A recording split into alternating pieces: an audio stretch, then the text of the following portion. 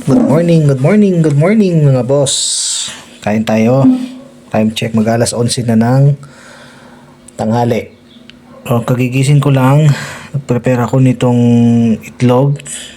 Tapos cucumber, mansanas, tsaka itong orange. Diet muna tayo ngayon mga boss kasi para makasabay tayo sa trabaho.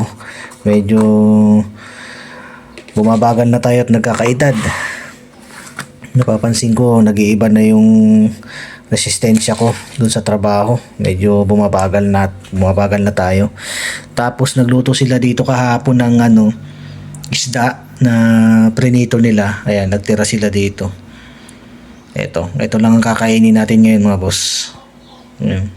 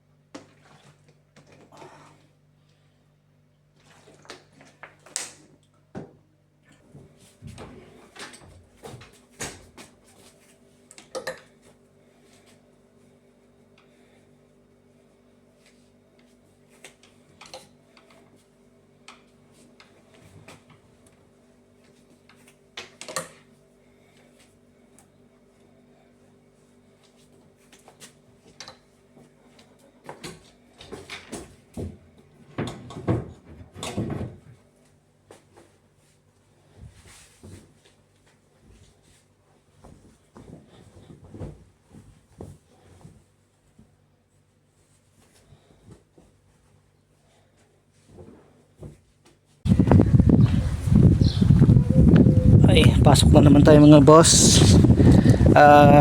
Happy Easter pala sa lahat. Kasi holiday dito ngayon. So, dun sa may mga Eastern bonus dyan, shoutout sa inyo. Sana kami meron din. Kasi dun sa dati naming hotel, I'm sure hindi ata sila nagbibigay ng Eastern bonus sa amin. I'm not sure, no? Pero dito sabi nila nagbibigay daw ng Eastern bonus, pero sinasabay na lang yun sa sweldo. So sana makatanggap tayo. First time natin makakatanggap. Dito na tayo mga boss. Maaga tayong dumating kaya makakakain pa tayo. Yung mga kasama natin. Maganda panahon ngayon, medyo makulimlim. Hindi naman siguro uulan. Nakakakain pa tayo. Pero baka hindi ko na makasabay si Mrs. Kasi mamaya pa yung lalabas Alas 3 ang pasok ko hanggang alas 11. Kung atayin ko pa siya, malilate na ako. Marami pa kaming gagawin. Magpe-prepare pa kami ng mga lamesa tsaka mga cutlery para mamaya. Hello, kamusta kayo mga boss? Bakit na naman tayo dahil uuwi na naman po tayo, pero this time paaga tayo ng 1 oras kasi alas 3 ng hapon hanggang alas 11 tayo, pero inaantay pa namin yung service kasi 11:30 pa yung alis ng service. Marami tayong makakasabay ngayon kaya masaya. And then yun lang muna for this vlog. Pasensya na kayo kung paulit-ulit yung binablog ko kasi ito lang po talaga yung daily routine ko. Ganda nito,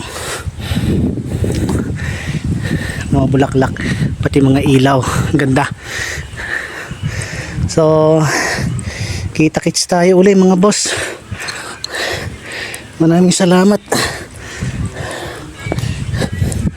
See you.